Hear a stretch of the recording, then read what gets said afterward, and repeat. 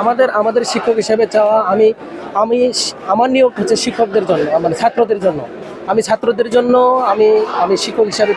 আমার স্বীকৃতি। তো আমি যখন দেখবো যে আমার শিক্ষকরা ছাত্ররা যখন বঞ্চিত হবে, তাদের অধিকার থেকে যখন তাদের যৌক্তিক অধিকার থেকে বঞ্চিত হবে, তাহলে তো এখানে শিক্ষক হিসাবে আমরা সর্বাত্মকভাবে সাপোর্ট দিয়েছি এবং এক্ষেত্রে আমরা তাদের সাথে একাত্মতা ঘোষণা করেছি এবং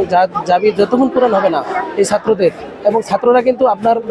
টাকা চায়নি, তারা বাসস্থান চায়, মানে টাকা চায়নি, কাপড় চায়নি বা কোনো কিছু তাদের বড় ডিমান্ড ছিল না, যা শুধু মৌলিক বেসিক কিছু অধিকার, যে তারা বাসস্থান চেয়েছে, কিছু আবাসিক বৃত্তি চেয়েছে, যারা সেটা দিয়ে তাদের স্টাডিকে কন্টিনিউ করতে পারে। তো যেহেতু বৈষম্যহীন জুলাই বিপ্লবে জগন্নাথ বিশ্ববিদ্যালয়ের ছাত্র এবং শিক্ষকদের একটা বড় ভূমিকা ছিল, তো সেই কারণে এই বর্তমান সরকারের প্রতি তাদের আস্থা বিন্দুমাত্র কম নেই। কিন্তু যে ধরনের ঘটনা ঘটেছে সেটা অত্যন্ত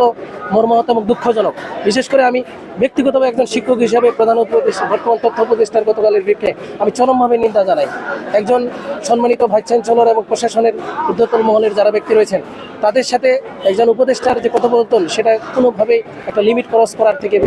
অতিরিক্ত কিছু আমার কাছে মনে হয়েছে, যে তার ভাষার ব্যবহারের সাবলীলতা করা উচিত। হতে পারেন তিনি উপদেষ্টা, কিন্তু একজন সিনিয়রিটি বা মুরব্বীর ব্যক্তি, যিনি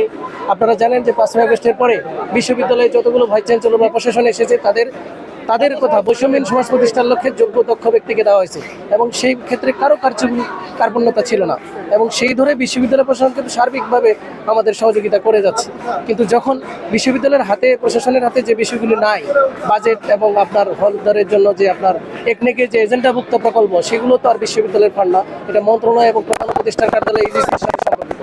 সেই বিষয়টি যেখানে সর্বোচ্চ ডিসিশন মেকার, যেখানে বর্তমান দায়িত্ব রয়েছেন অন্তর্বর্তী সরকারের প্রধান, তিনি যেহেতু বিশ্ববিদ্যালয়ের শিক্ষক, একজন শিক্ষক হিসাবে আমি ব্যক্তিগতভাবে বলবো, একজন বিশ্ববিদ্যালয়ের শিক্ষক হিসাবে, একজন শিক্ষক যেহেতু তিনি চিটাগাং বিশ্ববিদ্যালয়ে একজন শিক্ষকতা করেছেন দীর্ঘ সময়, তার বিষয়টি শিক্ষকদের দাবি দেওয়া, বিশেষ করে শিক্ষকদের তুলনায় ছাত্রছাত্রীদের যে দাবি দেওয়া, সেগুলি উনি খুব ভালো করে বুঝবেন এবং সেই বিষয়টি বিবেচনা করে আমার মনে হয় ছাত্রছাত্রীদেরকে যৌক্তিক দাবিগুলি যদি উনি মেনে নেন, তাহলে শিক্ষার পরিবেশ সুষ্ঠুভাবে বজায় রাখা সম্ভব হবে এবং এই স্থিতিশীল, এই যে সাধারণ জনগণের ভোগান্তির বিষয়টি আমি মাথায় রেখে এই বিষয়টিকে মেনে নিয়ে শান্তিপূর্ণভাবে আমরা ক্যাম্পাসে ফিরতে পারবো।